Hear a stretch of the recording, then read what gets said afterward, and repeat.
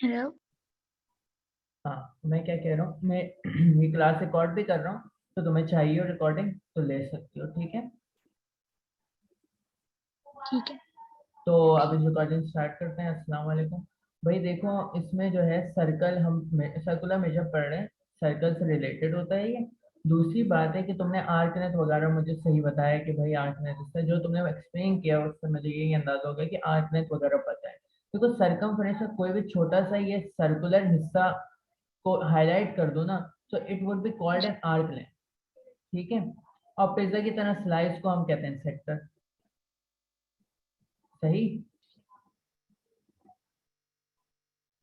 सही है।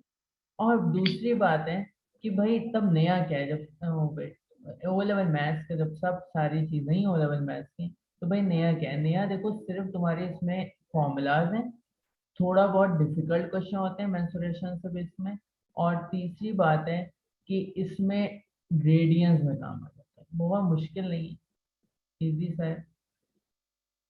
देखो एक चीज, अच्छा यहाँ पे मैं बहुत एक्यूरेट सर्कल तो नहीं बना रहा माशाल्लाह से, लेकिन समझने लायक है। ये सेंटर होगा, सेंटर पे अगर नहीं ज्वाइन हो रहे दोनों लाइंस आर्क के, तो वो नहीं कहलाएंगे, आर्क सेक्टर ही नहीं कहलाएंगे, ठीक है। सही है। अब रेडियंस एक्सप्लेन, देखो भाई, रेडियन से पहले मैं तुम्हें एक्सप्लेन करता हूँ। रेडियन कोई ऐसी हवा चीज नहीं है, बच्चे घबराते हैं रेडियन आ गया रेडियन आ गया, कोई ऐसा मसला नहीं है रेडियन का। पहली चीज तुम्हें आनी चाहिए, अगर कैलकुलेटर क्लास फेस का नहीं है तो ले लो, लेकिन नहीं है तब भी हर कैलकुलेटर, हर साइंटिफिक की कैसियो के कैलकुलेटर में तीन एंगल यूनिट्स होते हैं, बल्कि नॉर्मली दुनिया में भी तीन ही मेन एंगल यूनिट्स हैं। एक तो है डिग्री। अब बहुत जब बड़े बड़े एंगल्स हो जाते हैं ना, तो हम उसे कैटेगराइज कर देते हैं रेडियंस में, और उससे भी बड़े जब हो जाते हैं तो ग्रेडियन। लेकिन आपके सिलेबस में डिग्री और रेडियन है, मैथ्स के सिलेबस में तो देखा जाए तो सिर्फ डिग्री है, लेकिन एड मैथ्स के सिलेबस में डिग्री और रेडियंस है, ग्रेडियन नहीं है। सही है। सही है। अब मेरी बात बहुत ध्यान से सुनना, जो मैथ्स में इस्तेमाल किए हैं फॉर्मूलाज, वो यहाँ पे ना करना। इसकी वजह है, पहले तो मुझे रेडियन समझाना पड़ेगा, हो सकता है एक दो क्लास लग जाए, लेकिन ये मुश्किल से दो क्लासों की मारी ये हो जाएगा कवर। देखो इसमें जो चीज है वो ये है कि भाई जैसे कि हम कहते हैं 1 kilometre is equal to 1000 metre, या फिर हम कहते हैं 1 kilogram is equal to 1000 grams, कहते हैं ना। जी। मतलब अगर मैं रेशियो किलोग्राम और ग्राम में करना चाहूँ तो 1:1000 है। सही कह रहा हूँ ये भी?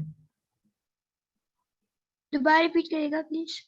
मैं कह रहा हूँ रेशियो करना चाहूँ ग्राम और किलोग्राम में, तो 1:1000 होगा। जी सही। मतलब 1 किलोग्राम 1000 ग्राम का होगा, या 1000 ग्राम 1 किलोग्राम के बराबर में हो, बराबर होगा। और मैं ये भी कह सकता हूँ kilogram is a bigger unit than gram, ये भी कह सकता हूँ। जी। तो यहाँ पे ये ये इस्तेमाल होता है। 180 डिग्रीज जो होंगी ना, 180 डिग्रीज,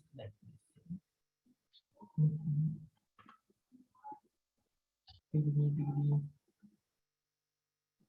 180 डिग्री जो होगी ना, वो आपके पाई रेडियंस के बराबर होगी। भाई डिग्री मिल रही है यहाँ पे? हाँ ये 180 डिग्री जो होगी ना, वो होगा पाई रेडियंस। पाई कह लो या पाई रेडियंस, या पाई के बराबर होगा, वो होगा पाई रेडियंस। बहुत सारे सिंबल्स की जरूरत है यहाँ पे। पाई, और ऊपर रेडियंस अगर आपको लगाना होता है तो छोटा सा आर लगाते हैं। और रेडियन का सिंबल मैं एक ही दफा यूज करता हूँ, तो बच्चों को याद रहता है, तो आप भी याद रखिएगा। रेडियन मिलता क्योंकि बहुत मुश्किल से, और मिल भी नहीं रहा माशाल्लाह से, तो एक काम करते हैं।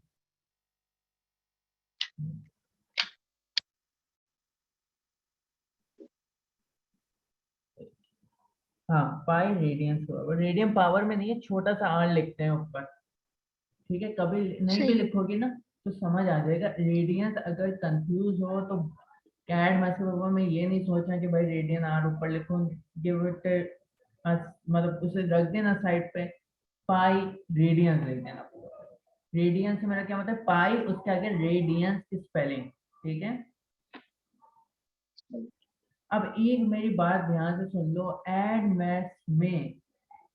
मैथ्स में आप हमेशा जब भी सर्कुलर मेथड का काम करोगे, देखो ये एक ट्रिकी थिंग है कि जब तुम मैथ से कर रहे होते हो, बहुत बच्चे ये सवाल पूछते हैं मुझसे कि सर जब हम मैथ से कर रहे होते हैं तब यही चीज तो डिग्री में कर रहे होते हैं, और सवाल भी सही है, लेकिन जो है ना, तुम पहले इसे थीटा ही है, यहाँ पे कोई नई चीज नहीं आई है, एक एंगल बनता था थीटा,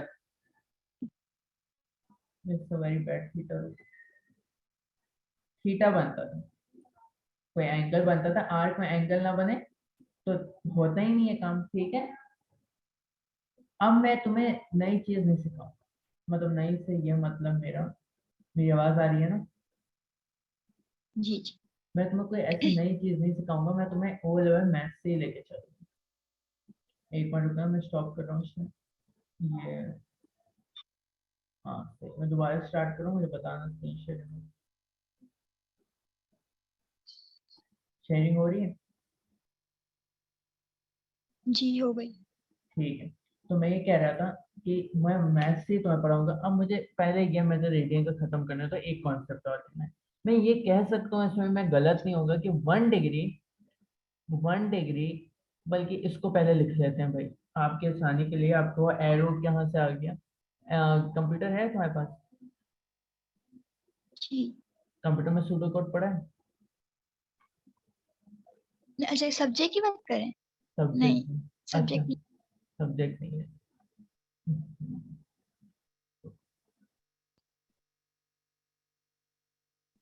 ये लो, 180 degree is equal to pi radians, radian नहीं लिख रहा, और इतना वो नहीं है तुम्हारे दिमाग में, बना आठ छोटा सा लिख दो। अब मैं कहूँ कि भाई अगर मैं 180 डिग्री को वहां ले जाता हूँ, तो 180 डिग्री यहाँ पे 1 से मल्टीप्लाई हो रहा है, किसी से मल्टीप्लाई नहीं हो रहा, तो ठीक है।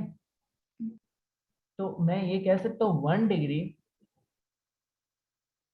1 पाई अपॉन 180। पाई अपॉन, पाई अपॉन 180। अब देखो मुझे जो आसानी लगती थी ना जिस टाइम मैं ये पढ़ता था, या मुझे रेडियंस टू बी ऑनेस्ट बहुत बुरा लगता था, लेकिन फिर मेरे 1-2 महीने में इससे, वो कहते हैं ना कि हैबिचुअल हो गया। उसकी वजह ये थी, मैं ये याद नहीं रखता था। अच्छा, हम थोड़े से टेढ़े टेढ़े दिमाग के कि कभी भी इसको याद नहीं रखते थे, हमेशा किसको याद रखते थे कि 180 डिग्री पाई रेडियंस के बराबर है, खटाखट बनाया और वहीं पे सॉल्व कर दिया, समझ आई बात। जी। और अगर अगर अल्लाह ना करे रट्टा मारती हो तो, इन केस, तो फिर देखो तुम्हारे पास दो फॉर्मूलाज आएंगे। एक तो ये कि 1 degree is equal to pi upon 180, एक ये आएगा 1 radian is equal to 180 upon pi degree, सही है। जी सही। वैसे समझ के फॉर्मूला याद करते हो या फिर नहीं, लॉजिक से लॉजिक से, ज्यादा। मतलब मैथ्स इंटरेस्ट है? जी। अगर इंटरेस्ट है तब तो कोई मसला ही नहीं। कुछ बच्चे ऐसे में रट्टा मारते हैं तो उन्हें हम उस तरह पढ़ाते हैं। अगर जैसे रट्टा नहीं मारती तो तुम अगर ये याद रखो कि ना 180 डिग्री पाई रेडियंस के बराबर है, तो भाई जो भी वो बंदा कहेगा कि आपको डिग्री से अभी ट्रिग्नोमेट्री में हद से ज्यादा करना होता है, तो इसको जब रेडियन से करना होगा तो आप धड़ाक से ऐसे करोगे इसको, 1 पाई को इधर ले जाओगे, जब डिग्री को रेडियन से करना होगा तो 180 को इधर लोगे, कोई मसला। नहीं। 180 याद रहेगा आराम से कि भाई पाई रेडियंस के बराबर, सिंपल। 360 2 पाई रेडियन, ठीक है। अब देखो बहुत सिंपल सा फॉर्मूला है यहाँ पे, जो एरिया ऑफ सेक्टर का फॉर्मूला है ना, पहले एरिया की बात कर लेते हैं, या चलो पहले आर्क लेंथ की कर लेते हैं, सही बात है। आर्क लेंथ का फॉर्मूला है ना, वो आपके मैथ्स के सिलेबस में था, थीटा अपॉन 360 2 पाई आर, यही था। ये ठीक। मल्टीप्लाई 2। हाँ सही। 2 पाई आर था ना, यही था ना। जी। कोई नई चीज नहीं बता रहा हूँ, तो मैं वहीं से लेके चलूंगा मैं तुम्हें, बल्कि यहाँ पे इसी डिराइव करके बता रहा हूँ ताकि अच्छे से ज़हनो-नशीं हो जाए। टाइम भागा नहीं जा रहा कोई इस तरह, मुश्किल से 12-14 टॉपिक इसमें हो जाएंगे इंशाल्लाह।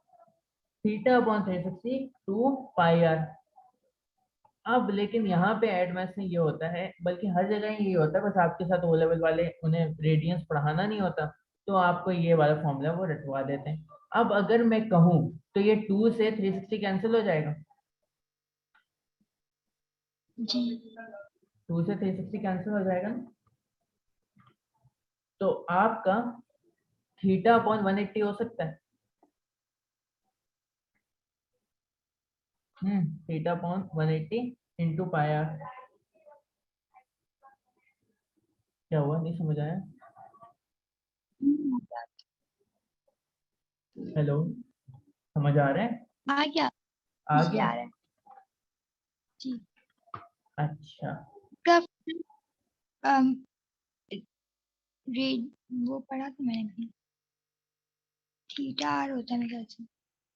थीटा पढ़ा है ना, ये डिग्रीज वाला थीटा था। अब मैं तुम्हें बता रहा हूँ कि इसको मैं एडवांस के फॉर्मूले से कैसे मिलाऊंगा, ठीक है? जी अब देखो, ध्यान से देखना, मैं पाई को वहां ला रहा हूँ, आर को वहीं रहने दे रहा हूँ, तो ये कुछ इस तरह बन जाएगा। थोड़ा सा डिफिकल्ट होगी लेकिन याद हो जाएगा फॉर्मूला हमेशा के लिए। Theta pi upon 180 into r, सही है? सही है। समझ, यहाँ तक कोई मसला है? यहाँ तक कोई ऐसी चीज जो नहीं समझ आ रही? नहीं फिर देखो, थीटा को मैं थीटा को भी अलग कर दूँ, और पाई को मैं यहीं पे ला रहा हूँ। ये बस मैंने टर्म्स को अलग करके रख दिया क्योंकि मुझे कुछ लाना है यहाँ पे, बस वही है। अब अगर मैं कहूँ कि पाई अपॉन 180 किसके बराबर होता है? पाई अपॉन 180 1 रेडियन के बराबर होता है, जी तो थीटा रेडियंस हो जाएगा। लेकिन मैं यहाँ ठीक है। कन्वर्जन कर रहा हूँ, समझ आई बात? जी जी थीटा, रेडियन में। हाँ मैं रेडियन में कन्वर्ट कर रहा हूँ। Theta degree is equal to pi theta upon 180, बल्कि इस स्टेप की जरूरत नहीं है, क्योंकि देखो तुम ये समझ लो, स्टेप ज्यादा नहीं करो। हाँ, यहाँ पे अगर 1 डिग्री है, जब थीटा डिग्री होगा तो थीटा पाई अपॉन 180, सही है? तो थीटा रेडियन आ जाएगा, सही? तो बल्कि मैथ्स के फॉर्मूले से एड मैथ्स का फॉर्मूला इजी है। आर्क लेंथ का फॉर्मूला हो जाएगा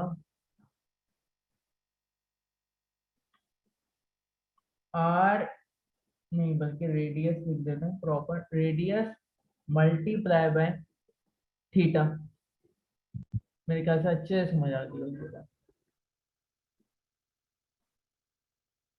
सही है? ठीक है। अब इसे इतने लंबे लंबे में नहीं लिखते, तो हम आगे को हमेशा जो एड मैथ्स यूज करते हैं, आगे के मैथ्स यूज करते हैं एस के नाम से यूज करते हैं। तो s is equal to r, radius के लिए तो आर ही यूज करते हैं हमेशा, आर थीटा। ये आपका हो गया आर्क लेंथ का फॉर्मूला फॉर एड मैथ्स। वही मैथ्स से निकाला है, कुछ नया नहीं किया, ठीक है? सही। Hello,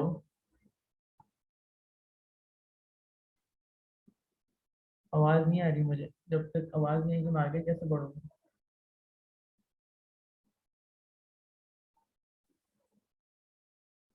hello.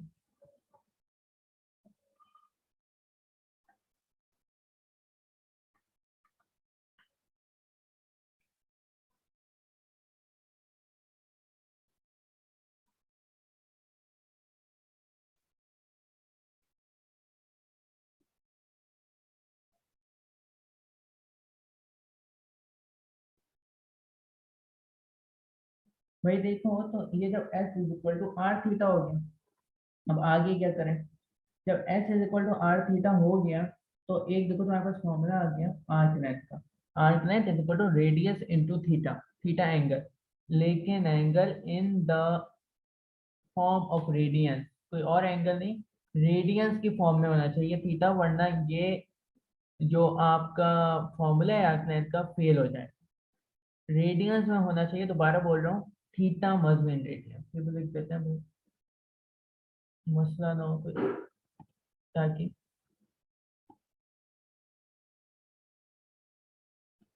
Theta must be in radian.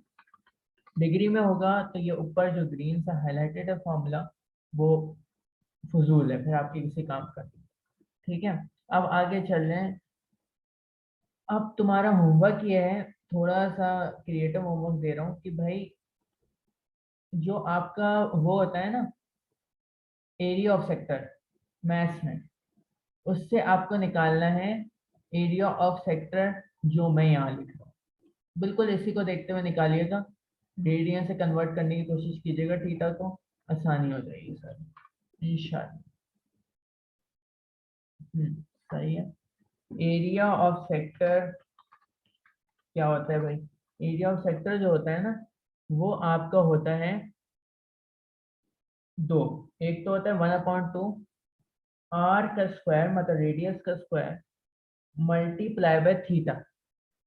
Theta radians में होगा, थीटा फिर बोल रहा हूँ रेडियंस में होगा, theta will always be in radian.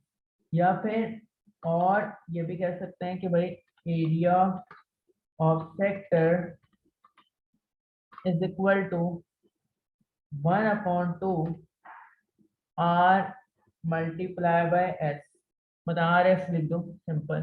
मैंने कहा बहुत ज्यादा आर एस बोला होता, तो आर एस क्या है यहाँ पे? आर्क लेंथ, और आर क्या है यहाँ पे? रेडियस। दोनों बहुत इजी फॉर्मूलाज हैं, इसे ओ लेवल मैथ्स 4024 के एरिया ऑफ सेक्टर से निकालोगे आप। इसको ड्राइव करने की कोशिश करोगे, बहुत आसान डेरिवेशन है, कोई इतना मुश्किल नहीं है, लेकिन इन दो फॉर्मूलाज को याद कर लेना, याद हो जाएंगे, इतनी प्रैक्टिस करवाऊंगा इंशाल्लाह। और यहाँ पे भी theta must be in radian. ठीक है, अब आगे देखो क्या होता है, बस यही है। देखो इस जो आपका वो है ना उसमें तीन फॉर्म है, मतलब ये जो सर्कुलर मेजर का टॉपिक है ना, सर्कुलर मेजर कह लो, ये सर्कल का टॉपिक से मशहूर है एडमेस में, उसमें बस ये है और ये दोनों फॉर्मूला। ये तो ट्रिग्नोमेट्री से ही निकले हैं कि मैं पहले ट्रिग्नोमेट्री से पढ़ा रहा हूँ ये टॉपिक, तो इसलिए थोड़ा सा इशू आएगा। लेकिन सर्कुलर मेजर छोटा सा टॉपिक है, तो ये कवर इतनी बहुत ज्यादा भरी हुई है इसमें ट्रिग्नोमेट्री, लेकिन इतनी नहीं है कि नहीं कर सको। ओ लेवल मैथ्स भी काफी मिलती जुलती ट्रिग्नोमेट्री। अब मैं करवाऊंगा तुम्हें क्वेश्चन, कुछ है ही नहीं, वेट वेट, अब मैं तुम्हें क्वेश्चन करवाऊँ। सर आपके उसमें भी सर्कुलर मेजर के टॉपिक से टॉपिक नंबर 9 होगा मोस्ट प्रोबेबली, और इसमें जो है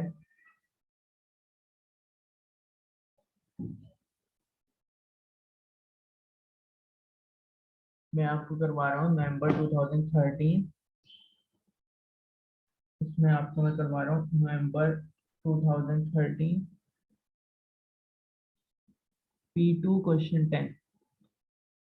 अच्छा, यहाँ पे और फॉर्मूला भी पता होने चाहिए। नवंबर 2013 P2 क्वेश्चन 10, मेरे ख्याल से ये रेफरेंस होगा। Let me open it.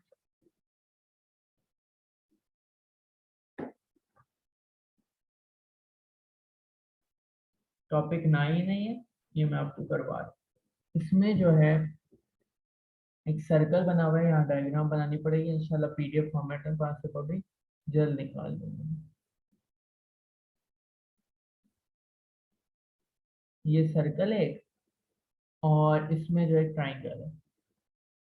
अब यहाँ पे ओ लेवल मेंसुरेशन मैंने रिवीजन करवाने का टाइम नहीं था, लेकिन मैं कोशिश करूंगा कि बीच बीच में रिवाइज भी करवाता हूँ। और ऐसा है आपका कि एक ट्राइंगल है,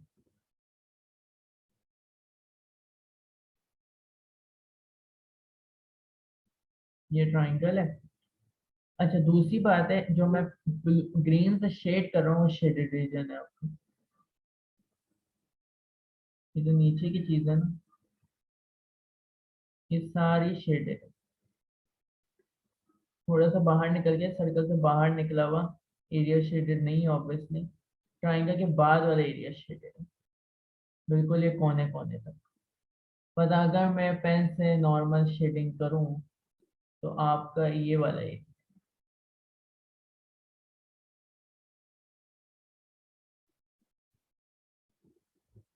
अब आगे चलते हैं, और ये सेंटर है। ट्राइंगल की जो टिप है ना वो ओ है, and O is the centre.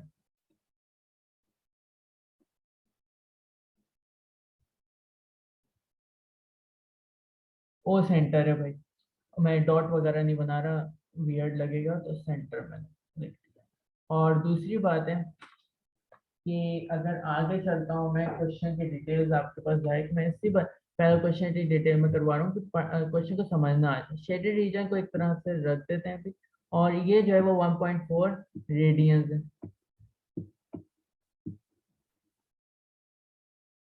ठीक है, 1.4 रेडियंस है, आर लगा दिए छोटा सा मैंने। और ये रेडियस इसका 12 सेंटीमीटर है, मतलब ये रेडियस जब 12 सेंटीमीटर है तो ऑब्वियसली ये रेडियस भी 12 सेंटीमीटर होगी। रेडियस चेंज नहीं होता थ्रू आउट द सर्कल। अब निकालें कैसे, तो इसके लिए प्री प्लानिंग करनी पड़ेगी। अब हमें इस शेप का तो नहीं पता फॉर्मूला, ठीक है, लेकिन हम ये देख सकते हैं कि ये जो ये पूरा बन रहा है, मेरे हैंड को देखिएगा, यहाँ से लेके इस तरह करके, यूं करके, और ये ट्राइंगल के साथ वो सेक्टर बन रहा है।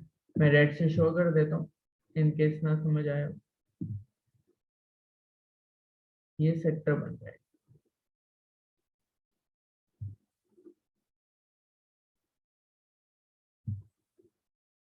ठीक है।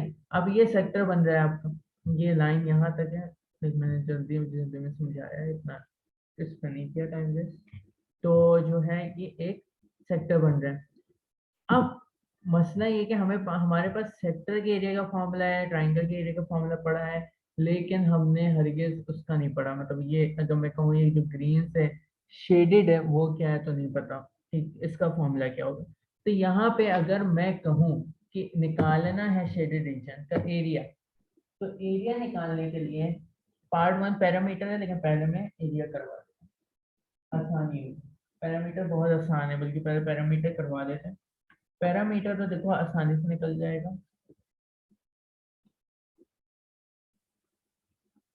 पैरामीटर आसानी से निकल जाएगा। पैरामीटर ऑफ शेडेड रीजन अगर मैं पूछूं,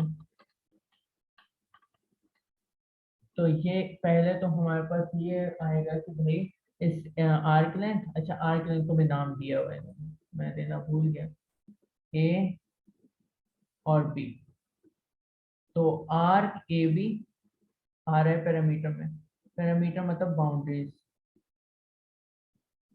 ठीक है। तो पैरामीटर जब मतलब बाउंड्रीज है, तो हमारे पास बाउंड्रीज में क्या क्या आ रहा है शेडेड रीजन के, देख लो। एक तो आर के बी, ठीक है, इसके बाद ये भी कह सकते हैं शेडेड रीजन में लेंथ ए भी आ रही है। लेंथ और आर्क में फर्क है, लेंथ ये जो स्ट्रेट लाइन जा रही है ट्राइंगल की, और आर्क ये जो घूमा हुआ आर्क जा रहा है, ये आर्क में मेरे को समझ आ गया होगा, इतना मसला नहीं। लेंथ ए, अब आर्क के लिए तो फॉर्मूला है, आर्क लेंथ के लिए तो फॉर्मूला है, तो पैरामीटर को मैंने पीछे शो कर दिया। आर्क ए बी के लिए यूज कर लें आर थीटा, भाई एस होता था, और एस को निकालने के लिए हम r multiply by theta use करते थे, तो आर थीटा, ठीक है। और इसके लिए अच्छा पहले तो ये चेक करना भाई थीटा रेडियंस में, यहाँ रेडियंस में नहीं हो तो कन्वर्ट कर लीजिएगा, रेडियंस होना चाहिए, रेडियंस नहीं हो तो कन्वर्ट कर लीजिएगा। रेडियंस लिखा हुआ होता है आर ए डी से, या ऊपर छोटा सा आर बना हुआ होगा, आर ए डी से लिखा हुआ होगा रेडियंस, या छोटा सा आर बना हुआ होगा, ठीक है। तो ये तो हमें पता है। अब लेंथ ए भी कैसे निकालें, तो आपने ओ लेवल मैथ्स में पढ़ा है एक फॉर्मूला, मैं यहाँ पे लिख रहा हूँ उसे, वो फॉर्मूला है, होपफुली यहाँ मिल जाएगा, नहीं नहीं नहीं नहीं है। तो फॉर्मूला जो हमने पढ़ा है ओ लेवल मैथ्स में, वो है, फॉर्मूला नहीं है, लॉ है एक तरीके से, कोसाइन रूल। मेरे ख्याल से भी पता होगा कोसाइन रूल क्या है, लेकिन फिर भी मैं आपकी आसानी के लिए यहाँ कोसाइन रूल लिख रहा हूँ।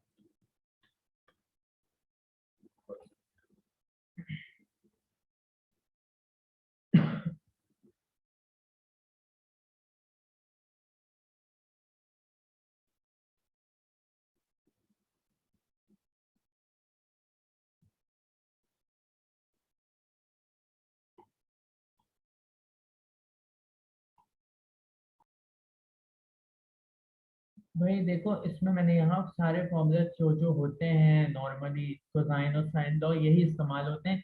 इसके अलावा साइन, tan और कॉस के रेशियोज इस्तेमाल होते हैं। Sine is equal to perpendicular upon hypotenuse, cos is equal to base upon hypotenuse, और tan is equal to perpendicular upon base. तो ये भी देखो, यहाँ पे तुम्हें मैं दिखा देता हूँ इनके फॉर्मूला। ठीक है, ये होते हैं trigonometric ratios, basic trigonometric ratios. Sine theta is equal to perpendicular upon hypotenuse, cos theta is equal to base upon hypotenuse, और tan theta is equal to perpendicular upon base. अब यहाँ पे इसको याद करने के लिए आप ये भी यूज कर सकते हैं, some people have curly brown hair, they painted black. ठीक है, ये इसके सबके इनिशियल जो फर्स्ट लेटर है वो आपका शो कर रहा है उसको, आपके रेशियो को, मतलब sine s is equal to P upon H perpendicular upon hypotenuse, cos is equal to base upon hypotenuse, और t is equal tan is equal to perpendicular upon base. इसी तरह परपेंडिकुलर हमेशा जो एंगल यूज कर रहे हैं ना, angle नहीं, जो 90 डिग्री ट्राइंगल में यूज होता है, ये तीनों रेशियो सिर्फ 90 डिग्री ट्राइंगल में यूज हो सकते हैं। 90 डिग्री के अलावा ट्राइंगल होगा, राइट एंगल ट्राइंगल के अलावा कोई ट्राइंगल होगा तो उस पर sine law cos law use हो सकता है, ये नहीं यूज हो सकता। सो इसमें क्या है कि जो एंगल आप यूज करें, ये वाला या ये वाला, इसमें जो भी है उसके अपोजिट वाला परपेंडिकुलर होगा, और 90 डिग्री एंगल के अपोजिट वाला हाइपोटेन्यूज होगा। जो बचेगा, मतलब जो जिसमें 90 डिग्री और एंगल दोनों आ रहा होगा, वो बेस होगा। इसी तरह यहाँ पे ये वाला एंगल यूज कर रहे हैं तो ये परपेंडिकुलर बन जाएगा, ये बेस और ये हाइपोटेन्यूज। ये मेरे ख्याल से बात समझ आ गई होगी। सब ओ लेवल मैथ्स की, हम एडवांस पढ़ रहे हैं, थोड़ा सा हाई लेवल का, तो वहाँ चलते हैं। जो नॉन राइट एंगल ट्राइंगल होंगे, मतलब राइट एंगल ट्राइंगल नहीं होंगे, उसमें ये यूज होगा कि भाई अगर हमारे पास इन केस एक एंगल एक साइड दी हुई है, दूसरा एंगल दूसरी साइड, दूसरा एंगल दिया हुआ साइड नहीं दिया हुआ, तो आसानी से साइन लॉ इस्तेमाल किया जा सकता है। इसी तरह अगर हमें दो साइड दी हुई है, बट अगर हमें एक साइड नहीं दी हुई लेकिन उसका करस्पॉन्डिंग सामने वाला एंगल दिया हुआ है, तो हम ये वाला यूज करके ये एक साइड निकाल सकते हैं। अगर एंगल का मसला है, तो अगर हमें बाकी दोनों साइड दी हुई है, तीसरी साइड दी हुई है लेकिन उसका एंगल नहीं दिया हुआ, तो हम ये फॉर्मूला साइंस निकाल सकते हैं। यहाँ सी भी हो सकता है, डी भी हो सकता है, फॉर्मूले को रीअरेंज कर लीजिए, अगर अरेंज भी नहीं करना पड़ेगा, बस सब्स्टिट्यूट कर देंगे जो लेटर होगा यहाँ पे। यहाँ पे आ जाते हैं भाई, यहाँ पे ट्राइंगल ए ओ बी है। ठीक है, यहाँ पे ट्राइंगल ए ओ बी है, तो हमें यहाँ निकालना है। मैं इसको direct,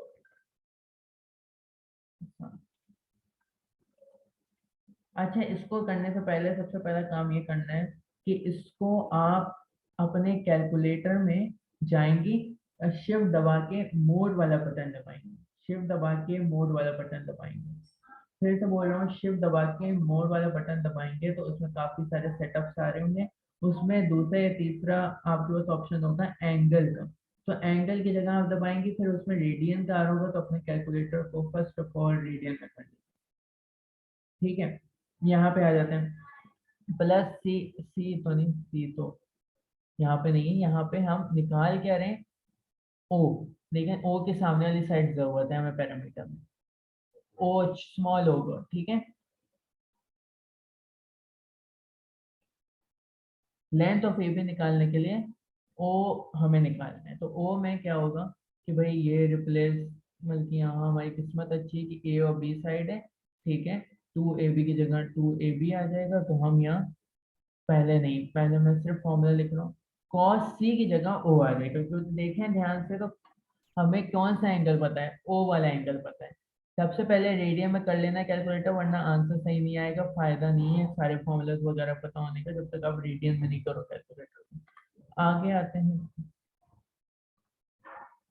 p is equal to, मतलब p से पैरामीटर है, r यहाँ पे 12 सेंटीमीटर है, दोबारा चेक कर लेते हैं।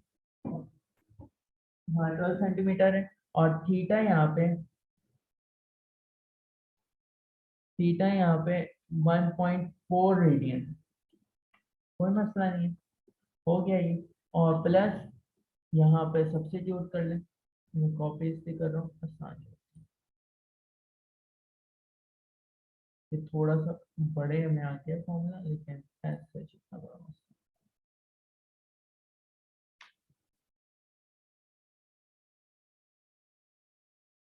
अब यहाँ पे ए की जगह आ जाएगा आपके पास, ए की लेंथ देखें 12 है और बी की भी 12 है, तो बस 12 आ जाएगा, 12 का स्क्वायर। और यहाँ पे भी बी की जगह 12 का स्क्वायर, यहाँ पे 12 और 12, और cos ओ की जगह 1.4 आ जाएगा। ठीक है, अब आगे चलते हैं। P इज इक्वल टू, इसे डायरेक्ट कैलकुलेटर में इसी तरह पुट कर लीजिएगा, आपके पास आंसर आ जाएगा। मेरे पास कैलकुलेटर निकालता हूँ अपना, आप भी करें कैलकुलेटर से, मैं अपना कैलकुलेटर निकाल लूँ।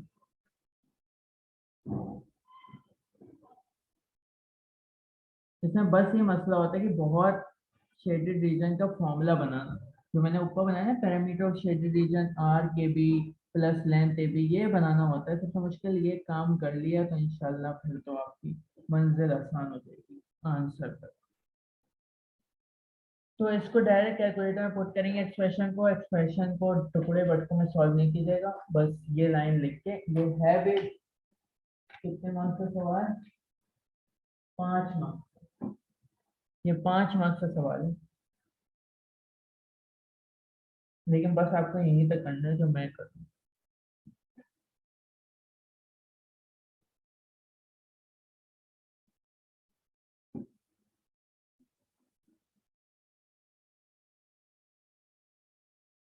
इसमें हमें दो तरीके से करेंगे, अभी शेडेड रीजन नीचे वाला निकाल रहे हैं, फिर एक ऊपर मैं एज्यूम करूंगा शेडेड रीजन, उसका भी निकालेंगे।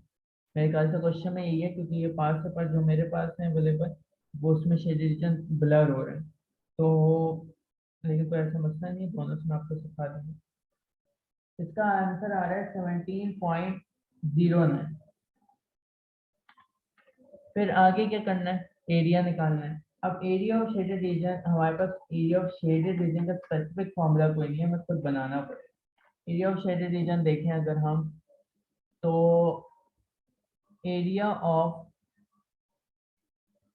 अच्छा इसमें शेडेड रीजन में से एक मिस्टेक ये हुई है कि शेडेड रीजन नीचे का कर लिया, मैंने अभी पास ऊपर देखा तो ये ऊपर वाला शेडेड रीजन है। खैर कोई मसला नहीं, मैं दूसरे तरीके से भी करके आप लोगों को दिखाऊंगा, ऐसा कोई इतना बड़ा इशू नहीं है। तो अगर हम एरिया ऑफ शेडेड रीजन पे आते हैं, तो area of sector A O B, अगर मैं area of sector A O B में से माइनस कर दूं area of triangle A O B को, तो हमारे पास शेडेड रीजन का एरिया आ जाएगा। Area of sector A O B minus area of triangle A O B.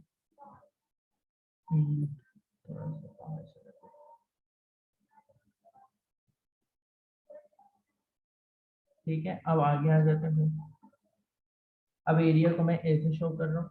Area of sector A O B कैसे निकालेंगे भाई, वो वाला फॉर्मूला यूज करेंगे, 1/2 r² थीटा, वरना ये भी कर सकते हैं 1/2 r इंटू एस, लेकिन लंबा होगा फिर दोबारा सेक्टर का अब ये आर की लेंथ निकालनी पड़ेगी, तो इसलिए मैं यूज कर रहा हूँ यहाँ पे 1/2 r² थीटा। मेरे ख्याल से एज सच सारे फॉर्मूला लिख देते हैं अभी नया नया, r² थीटा,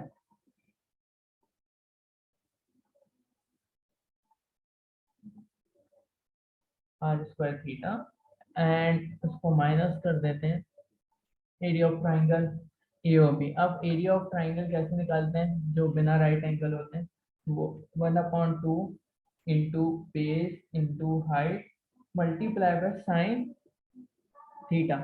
मेरे ख्याल से ये भी पता होगा इंशाल्लाह। तो ये हो गया, फिर आप आगे इसमें पुट कर दें वैल्यूज, इसको आसान तरीके से, बहुत आसान क्वेश्चन देख लीजिएगा अपने पास खोल के, मैंने नीचे वाला शेडेड रीजन दिया, ऊपर वाला नहीं। ऊपर वाला शेडेड रीजन मैं नेक्स्ट क्लास में आपको बताऊंगा किस तरह, भी बहुत इजी करके दिया है ना आपको। और वो दूसरी बात है मुझसे, अब वो मेरे पास वो मैं प्रिंट गलत हुआ था, तो इतना कोई वो नहीं है, मैं अगली क्लास में आपको वो भी बता दूंगा। थीटा की जगह 1.4। अच्छा, इस सब के दौरान आपका कैलकुलेटर इन रेडियंस होना चाहिए, नहीं समझ आए तो पूछ लीजिएगा नेक्स्ट क्लास में, बहुत आसान है। शिफ्ट दबा के फिर मोड का बटन दबाएंगे तो एक मेन्यू खुलेगा, उसमें से एंगल के यूनिट पे जाइएगा, और सेकंड ऑप्शन उसमें से रेडियन का होगा, उसमें क्लिक कर दीजिएगा। 12 है, हाइट भी इसकी 12 है, डायग्राम खोल लें अपने सामने, अभी कुछ मैं आपको दिखा देता हूँ। और साइन 1.4, फिर कह रहा हूँ डायरेक्ट इस एक्सप्रेशन को पुट कर दीजिएगा, आगे सॉल्व कैलकुलेटर करके डायरेक्ट आंसर निकाल लीजिएगा। अच्छा भाई, ट्राइंगल पे आते हैं। मैंने क्या किया, area of sector minus area of triangle. हाँ, बस ये शेडेड रीजन आ गया। एरिया ये सेक्टर का था, इसमें से जब ट्राइंगल हमने निकाल दिया तो ये बचा, तो इसको ही हमें चाहिए एरिया। दूसरी बात है, हमने 12 इसकी बेस भी थी, 12 हाइट भी थी, और बीच का एंगल लेते हैं ट्राइंगल में, तो यहाँ 1.4 रेडियन है। और सेक्टर का तो बहुत आसान है, आर रेडियस 12 है और थीटा 1.4 है। ठीक है, ये मैंने डायरेक्ट पुट कर लूंगा।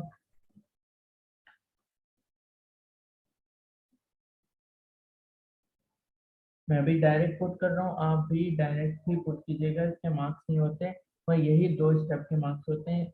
दैट सेट, अगली क्लास में हम उसको सॉल्व करेंगे, ऊपर वाले शेड दीजिए, तो वो भी ट्रिकी नहीं है, वो आप ही सॉल्व करेंगे, बल्कि इंशाल्लाह बहुत आसान है।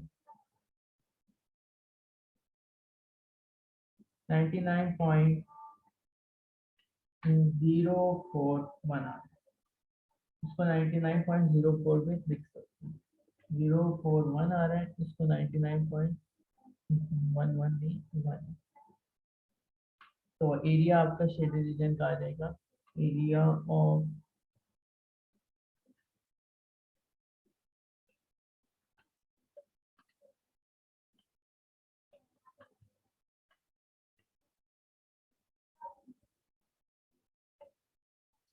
That set for today.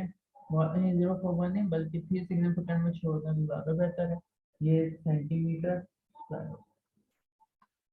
अब होमवर्क ये है कि इसका सॉल्व करेंगे, ऊपर का शेड है बिल्कुल इसी तरह सॉल्व होगा, पर उसमें ये है कि आप ये वाले आर्क लेंथ निकालेंगे। अगर मैं कहूँ भाई, यहाँ पे मैं एक्सप्लेन कर रहा हूँ,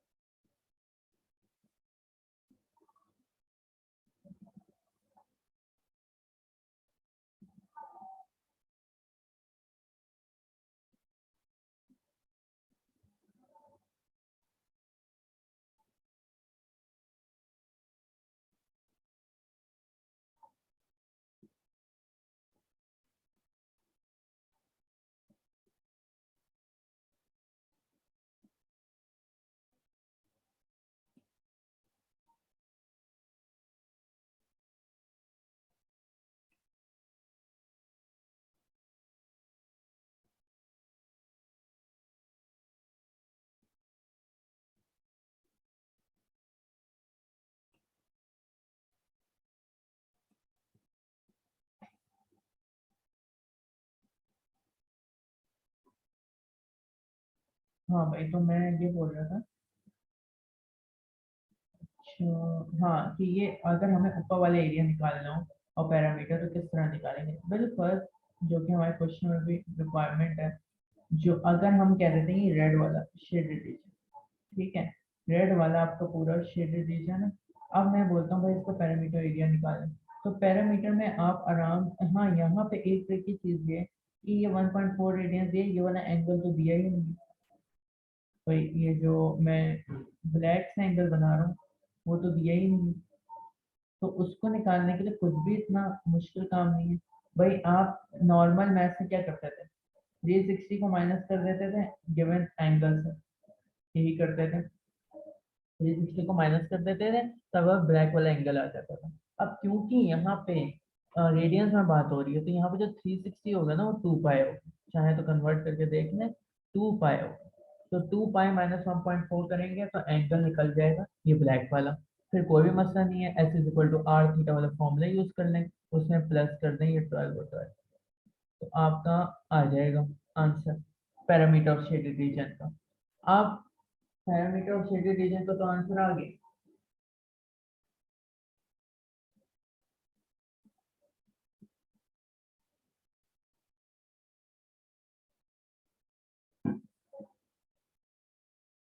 अच्छा, बल्कि एक बात और, इसको भी इंक्लूड कर, ये भी है आपके शेडेड रीजन में। ये पहला क्वेश्चन है ऐसा कि इसमें शेडेड रीजन बहुत ब्लर है, मेरी क्रेडिट स्पॉट के पास है, तो मैं जैसे ये पूरा शेडेड रीजन है along with the triangle, तब भी कोई मसला नहीं है। ये आर्क लेंथ निकालेंगे, एंगल निकालेंगे पहले ब्लैक वाला, फिर आर्क लेंथ निकाल के उसमें प्लस कर देंगे ये ए बी की लेंथ, ठीक है, पैरामीटर निकल जाएगा आसानी से। अब एरिया में क्या करें, एरिया भी बहुत आसान है भाई, इस सेक्टर के एरिया निकालेंगे, इस ट्रायंगल के एरिया निकालेंगे, दोनों को प्लस करेंगे, आपका एरिया ऑफ शेडेड रीजन भी आ जाए। मेरे ख्याल से कोई इश्यूज नहीं होंगे, ठीक है। यहाँ पे थोड़ा सा हमारे शेडेड रीजन में, लेकिन आपको तीन तरह के सवाल मैंने यहाँ पे करवा दिए, आप यहाँ पे आप देख लीजिएगा। फिर भी अगर इशू हो, मेरे पास ब्लर हो रही है, फिर से बोलूंगा शेडेड रीजन, तो मुझे नेक्स्ट क्लास में बताइएगा। होमवर्क ये वाला जो है शेडेड रीजन, इसका पैरामीटर जो अभी डायग्राम में मैंने शेड किया है, सब बता दिया कैसे करना है। पैरामीटर के लिए ये आर्क लेंथ निकालेंगे ए बी की, बड़ी वाली पीछे वाली, और उसमें प्लस कर देंगे ए बी की लेंथ। ए बी की लेंथ भी मैंने यहाँ पर फॉर्मूला लिख दिया, तो कोसाइन लॉ लगा के निकाल सकते हैं। फिर एरिया निकालने के लिए इस सेक्टर के एरिया निकालेंगे, इस ट्रायंगल के एरिया निकालेंगे, प्लस कर देंगे, आपका इंशाल्लाह दोनों आंसर आ जाएगा, ठीक है। तो यहाँ तक कोई मसला है, पूछ लीजिएगा, कोई मसला हो नेक्स्ट क्लास में इंशाल्लाह मुलाकात होती है।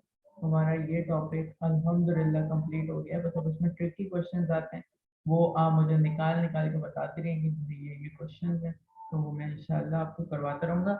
अगली क्लास में मैं 4-5 मुश्किल क्वेश्चन करवा दूंगा, और अगर आपको मसला हो रहा होगा टॉपिक में, तो 3-4 इजी क्वेश्चन करवा के फिर मुश्किल क्वेश्चन करवाऊंगा। चलें, तो आज की क्लास यहीं तक रखते हैं। अल्लाह हाफ़िज़।